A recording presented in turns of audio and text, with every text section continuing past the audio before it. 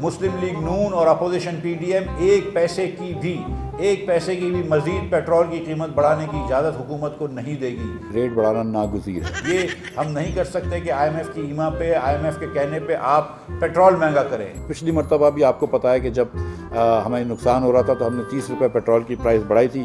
آج بھی ہم پیٹرول کی پرائس اتنی ہی بڑھائیں گے۔ آج پورے خطے میں پاکستان میں سب سے مہنگی بجلی ملتی ہے۔ کبھی ہمیں بتائیں نا کہ ہندوستان میں بجلی کتنے کی ملتی ہے، وہ کبھی ہمیں بتائیں نا کہ بنگلہ دیش میں بجلی کتنے کی ملتی ہے۔ جہاں تک بجلی کی آپ نے بات کری تو یہ بیس ٹیرف کی ایڈجسٹمنٹ ہے، وہ جولائی کے اندر جب پاور سیکٹر اس کے اوپر جب سمری لے کر آئے گا تو اس کے بعد دیکھیں گے۔ کہیں پر دنیا میں ایسی مہنگائی نہیں ہے۔ اس وقت دنیا بھر کے اندر آپ کو پتہ ہے کہ پیٹرول کی قیمتیں آسمان سے چھو گئی ہیں۔ اس وقت 137 روپے کا لیٹر کون آدمی پاکستان میں سخت کس کی اس کی جیب میں اتنے پیسے ہیں کہ وہ خرید سکتا ہے؟ پیٹرول کی پرائس جو ہے وہ 179 روپیز 86 پیسے سے بڑھ کر 209 روپے 86 پیسے ہو جائے گی۔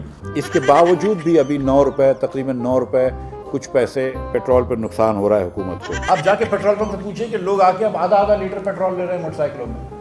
میں کیا کروں گا، میرے پاس کیا آپشن تھا؟ میں تو نہیں کہہ رہا ہوں، یہ بات تو درست ہے۔ تو اب کیا آپ لوگوں کو کس میچ میں لے کر آ گئے ہو آپ؟ بین الاقوامی منڈی میں اس کی پرائس مزید بڑھ رہی ہے۔ گاڑی والے پیٹرول زیادہ استعمال کرتے ہیں اور جس کی بڑی گاڑی ہوتی ہے اس کا پیٹرول زیادہ استعمال ہوتا ہے۔ کیا پاکستانیوں کی تنخواہ اس حساب سے بڑھ رہی ہے جس حساب سے عمران خان پیٹرول بڑھا رہے ہیں؟ آپ سمجھتے ہیں کہ یہ ہم خوشی سے کر رہے ہیں، یہ شہباز شریف صاحب آسانی سے کر رہے ہیں؟ مطلب یہ بڑی مشکل کا کام ہے۔ ہم کو بتائیں کہ کس طرح ایک آدمی مڈل کلاس جو ہے بجٹ اس کا بنا کے دکھا دیں۔ حکومت پاکستان نقصان میں تھوڑی بیچ سکتی ہے ڈیزل اور پیٹرول۔